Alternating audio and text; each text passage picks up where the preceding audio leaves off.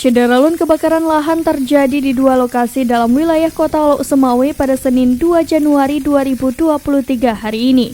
Lokasi pertama terjadi di kawasan perbukitan Paloh Punti, Kecamatan Muara 1, Lok Semawe, sekitar pukul 12:15 waktu Indonesia Barat. Luas lahan yang terbakar seluas 8 hektar. Sedangkan lokasi kedua terjadi di Panggoy, Kecamatan Muara 2, Lok Semawe, sekitar pukul 12:45 waktu Indonesia Barat dengan luas lahan terbakar sekitar 1 hektar. Danru Pemadam Kebakaran Kota Lok Semawe Ridwan menjelaskan sekitar pukul 12:15 waktu Indonesia Barat pihaknya mendapat informasi kebakaran di Paloh Punti. 2 unit damkar bersama petugas langsung dikerahkan ke lokasi. Proses pemadaman yang melibatkan TNI Polri, sejumlah relawan ERPA, masyarakat dan RAPI langsung dilakukan.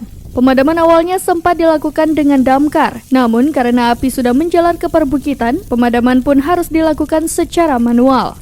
Proses pemadaman pun berlangsung sekitar 3 jam. Ridwan menjelaskan, saat proses pemadaman di Paloh Punti sedang berlangsung, pihaknya juga mendapatkan laporan tentang adanya kebakaran lahan lagi di kawasan Panggoy, Kecamatan Muara 2. Sehingga pihaknya pun harus mengirimkan damkar dan petugas lainnya yang sedang siaga di posko damkar Lok Semawe. Ditambahkan Ridwan, kondisi cuaca di Kota Lok Semawe dalam 2 hari terakhir mulai terik, terutama saat pagi hingga menjelang sore. Petugas damkar berharap masyarakat lebih hati-hati serta jangan pernah membakar lahan.